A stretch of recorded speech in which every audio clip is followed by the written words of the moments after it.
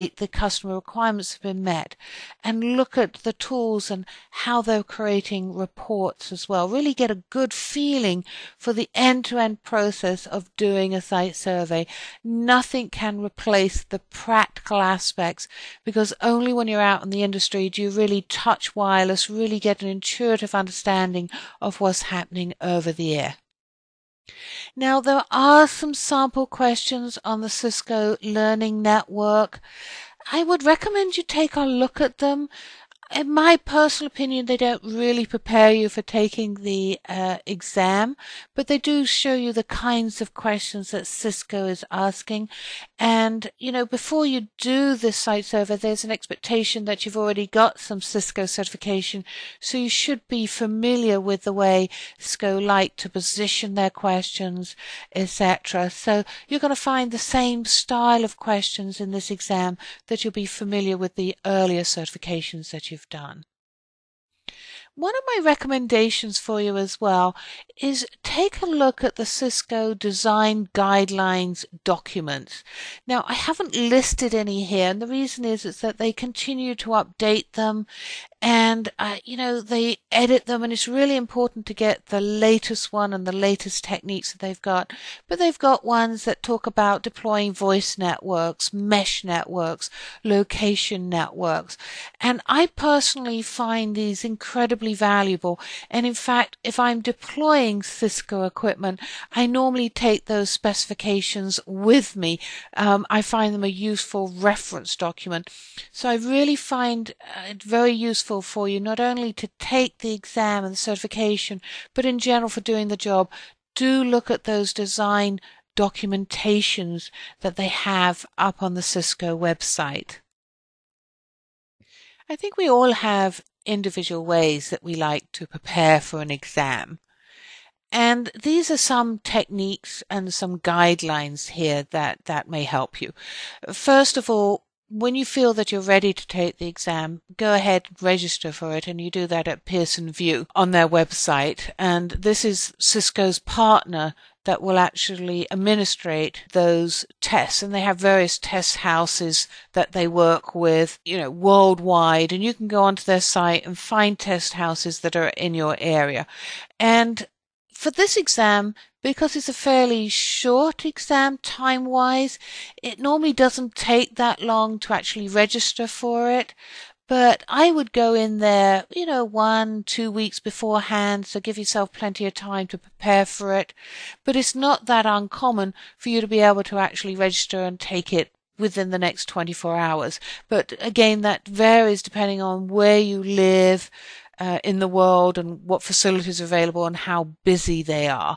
But because it's a shorter exam, it does tend to be easier to schedule than some of the other exams that I've seen at Cisco. While you're waiting to take the exam, study, study, study. I always like to write study notes and record key data points, and so that's always a good technique. But don't stop studying. Continue to refresh and reread and use these lessons as a good resource to review information. One of the techniques that is so important, and not many people do it unfortunately, is the night before you need to rest. Cramming into the early hours of the morning tends just to tire you out, such that when you actually get into the exam, sometimes that information doesn't come to the forefront of your brain quick enough. And so it's really important to rest. A lot of people will say, okay, take a light meal before you take the exam.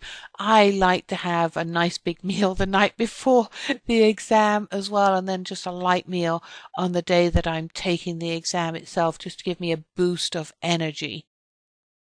You should always arrive early. You're never quite sure of what traffic's going to do to you.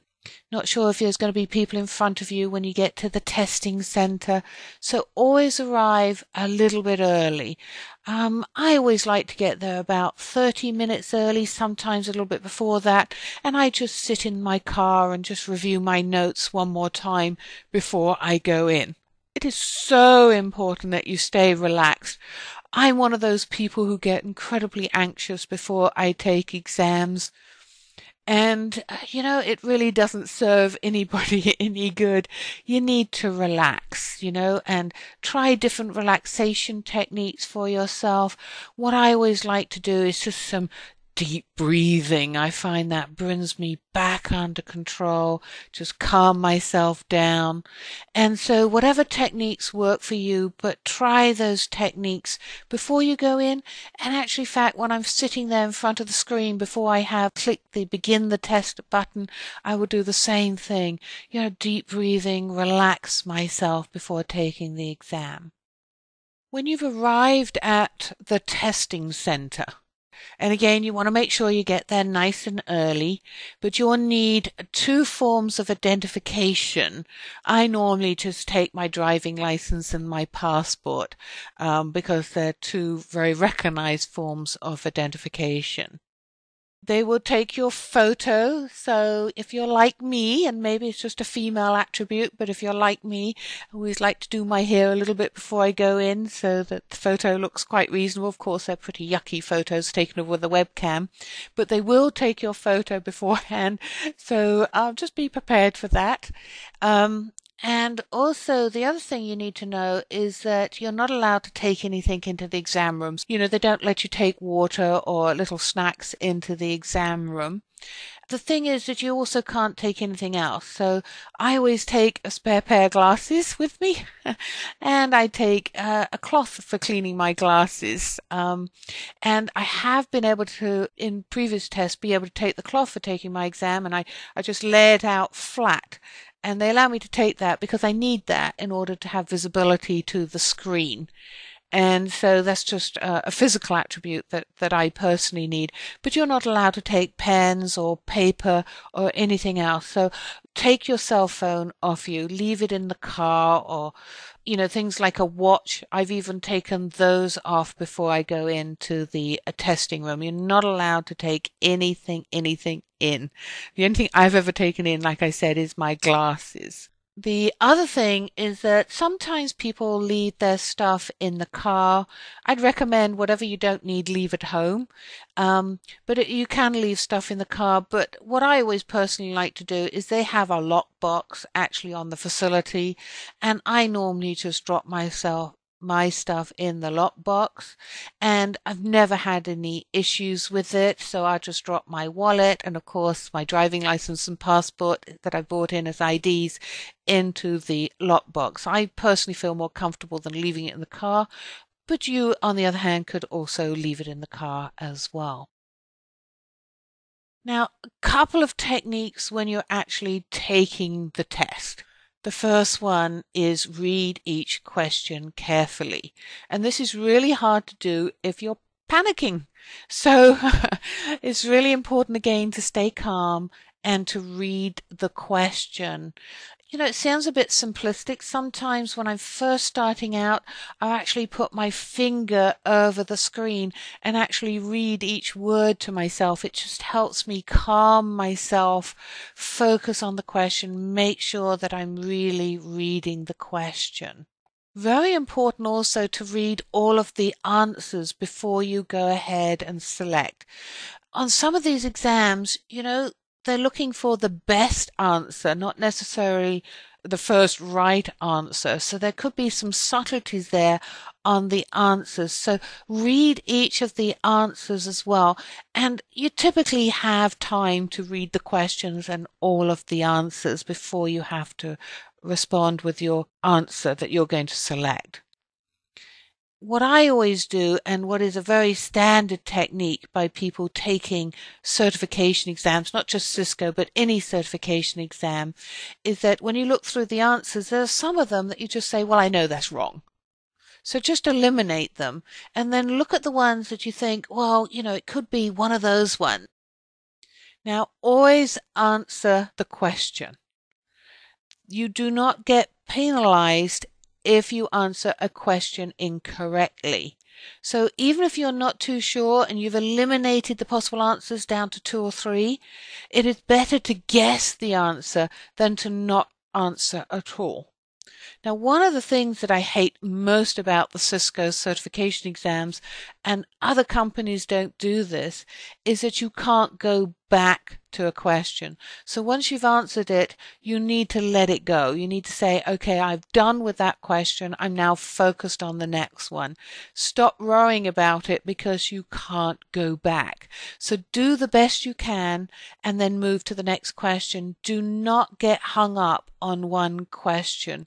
It is so easy to waste time on a single question. Remember that you can get a few wrong, and even though they don't publish the score result, you can get a few wrong. So it's better to move on and to questions that you feel comfortable with and can answer than to get stuck on one and spend a lot of time struggling with something that you may or may not get correct. And as part of that, just try and see if you can get your pace working. Pace yourself, answer a question, move on. And again, some of them are fairly simple, answer very quickly. Some of them require a bit more time, but just pace yourself. And there will be a clock displayed there so you can kind of pace yourself through those questions. And perhaps this is a slide for people just like me. But I think it's very easy to go in there and panic.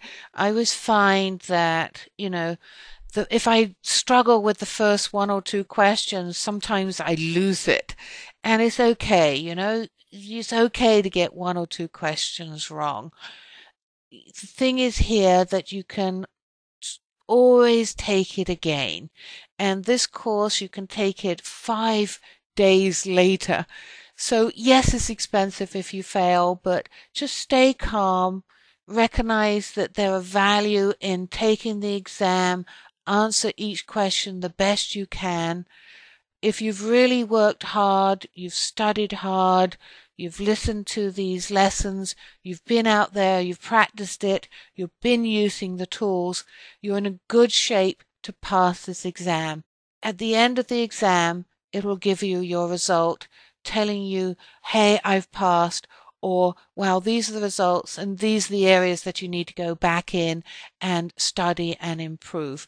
But you can do it, and you will be able to do this if you've got good study techniques. And good luck on this one.